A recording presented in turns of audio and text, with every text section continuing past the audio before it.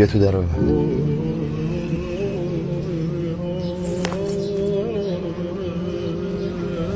این پسر کی بود؟ کدوم پسره؟ همین که پشت موتورش نشسته بودی. من پشت موتورش کسی نشسته بود. تو پشت موتوری که سوار نشده بودی؟ تو پشت موتور یارو نشسته بودی کوچه گلکار پیادت کرد؟ خدا پشت موتور کسی. خفه شو قسم خدا رو نخور. اسماعیل به خدا اشتباه دیدی. اشتباه دیدم.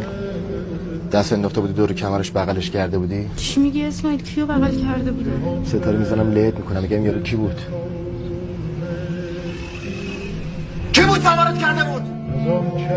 خدا یه دقیقه وایسا الان میگم. شو فقط بگو یارو کی بود؟ اسماعیل تو رو خدا هیچ وقت. میگم این حرومزاده کی بود؟ کی بود؟ مرتضی بود. مرتضی کیه؟ ها؟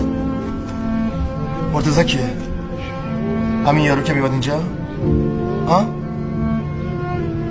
خب تو چرا پشت موتورش نشسته بودی؟ میخواد دوباره بیاد خواستگاری. بیاد خواستگاری تو باید بشینی پشت موتورش پاتو بچسبونی پاش؟ دوست پسرته؟ دوست پسرته؟ نه فقط اسماعیل میتونم یه چیزی بهت بگم. شو لفظ قلم با من حرف نزن. بگو پشت موتور این یارو چه گویی می‌خوردی؟ یه دقیقه بذار. خب بگو. زر بزن. میخواست بیاد خواستگاری. میخواست با من حرف بزن. چه حرفی می‌خواست من؟ اسماعیل تو رو قرآن من چیزی نه. یارو اومده خواستگاری ننم گفته نه اون وقت میری تو خیابون باش میچرخی. رابی فیلم من خونش. اسماعیل تو رو خدا.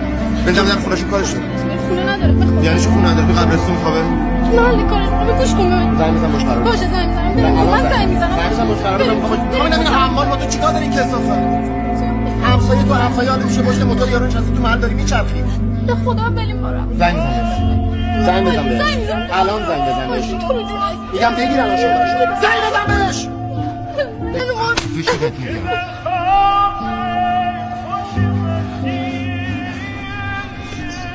چطور اون موقع که میرفتم این بر اون بر واسه چیز میز میآوردم نمیگفتی با یک حمال بیشوری ریختی رو هم.